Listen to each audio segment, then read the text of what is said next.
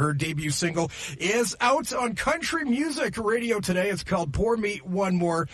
Very glad to have the talented Lanie McAuley in the studio. How are you? So good to be here. I'm great, thank you. Great to have you joining us. You've been a busy gal today. This is your 5th radio station visit. Yes, this is number 5 and thankfully the last. So it's been great, but I'm on 2 hours sleep. So your CD release party was last night. I mean, what's the last 24 hours been for you? That is a great question. I spent yesterday afternoon packing because we're doing a cross Canada radio tour, 30 stations in 12 days from Vancouver to Halifax. So I was packing and then just obviously prepping for the show. The single release went really well, and I got home about midnight, went to bed at 1, and then woke up at 3 a.m. to catch a flight to Calgary. So, yeah, running on 2 hours. But I surprisingly am still going. I think the caffeine is helping. Right. Of course, you got quite an impressive resume. You also sang background vocals for Mr. JoJo Mason. That's pretty cool. Tell us about that.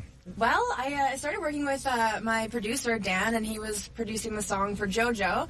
And he said, I really need a female voice on this song, and I didn't think too much of it. But I agreed to do it. I loved the song out the gate, actually. In the deciding of which single for JoJo process, I like to think I don't really think I had anything to do with it, but I like to think that I did. And I loved it. It was my choice from the beginning. It really was.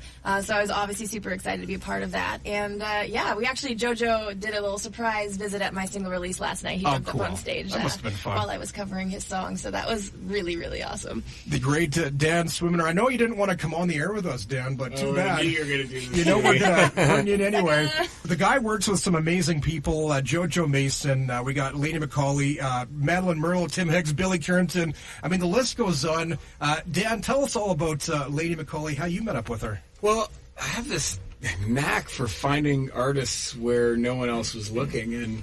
And with Lanie, it was actually a mutual friend of ours who is with SOCAN, which is the organization that collects royalties for songwriters like myself. And she just felt she's very good at doing this. She connects people all the time. We love you, Barb, if you're listening from Vancouver. But anyways, she just sent me, I get a lot of submissions, people sending me their stuff, and because I try and listen to everything, and I listened to this, it was just a video clip, a YouTube clip, and it was terrible. Like, it was grainy, and the sound was, I could barely make it out, but I was watching just an unbelievable performance, an unbelievable entertainer, even though I couldn't tell if she could sing because the sound quality was so bad. So that was enough for me. You know, if you know the JoJo story, right? It was all his personality that made me bring him in. I had no idea if he could sing, but turns out that worked out okay. So I brought Lanie in, and I'm lucky again. Turns out the girl can really, really sing. I'm the lucky one. And we've been working together, working really hard behind the scenes. We've recorded, I think, 15 demos of music. Wow.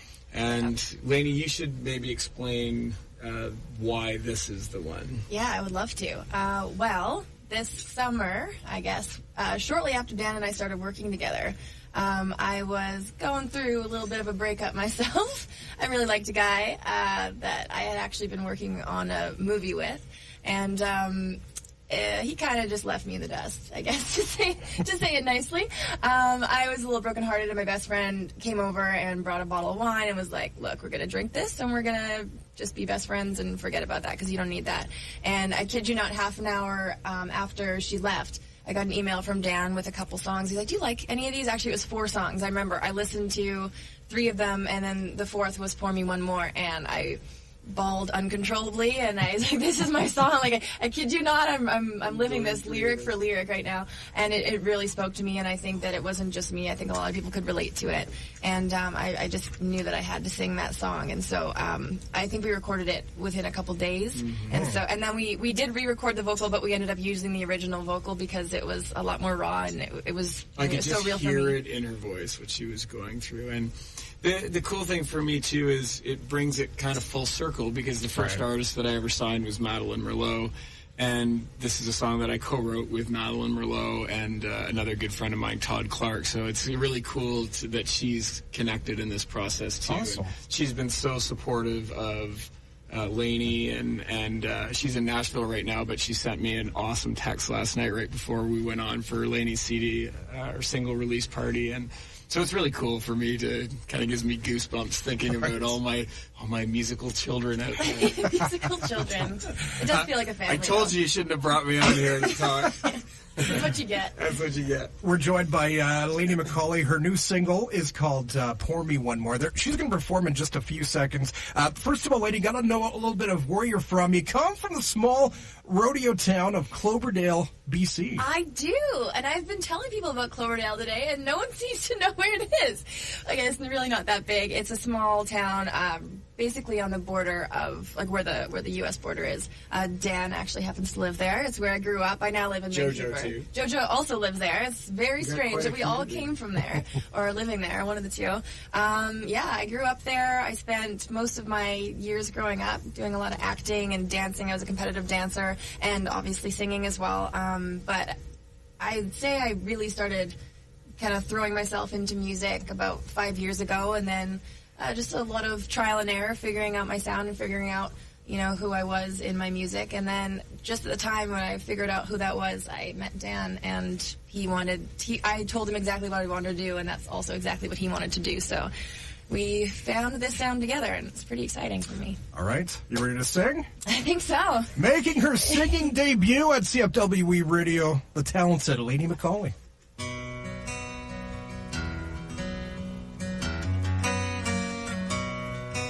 I was staring at a phone that just won't ring, spending too much time wondering where you've been. These four walls, two broken wings, spinning every hour just listening to the same old heartbreak songs. But tonight I'm moving on. No more pour me, so pour me another drink. Red wine and whiskey, 'cause I don't wanna think about you like every night before.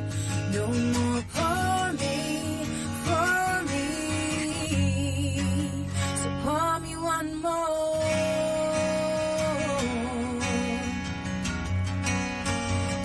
One more.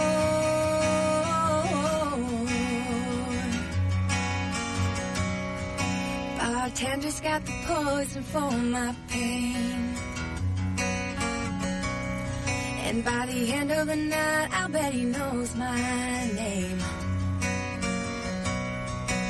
My girls came down to cheer me up, and I found a little strength in my cup, and we sang forget you songs, 'cause tonight I'm moving on.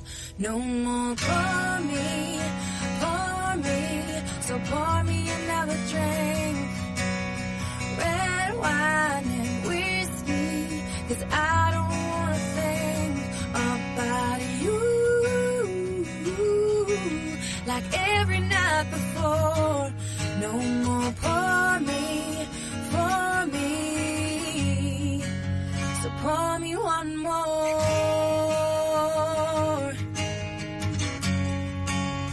Pour me one more.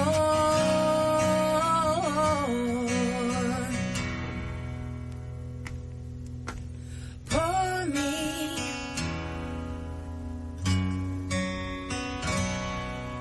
Red wine and whiskey. No more pour me, so pour me another drink. Red wine and whiskey, 'cause I don't wanna think about you like every night before. No more pour me,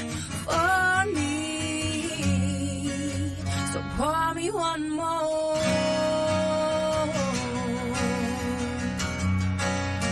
Pour me one more.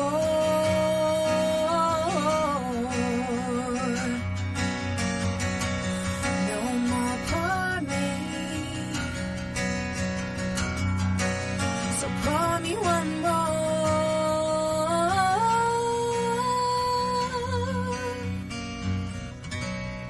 Lanie McAuley.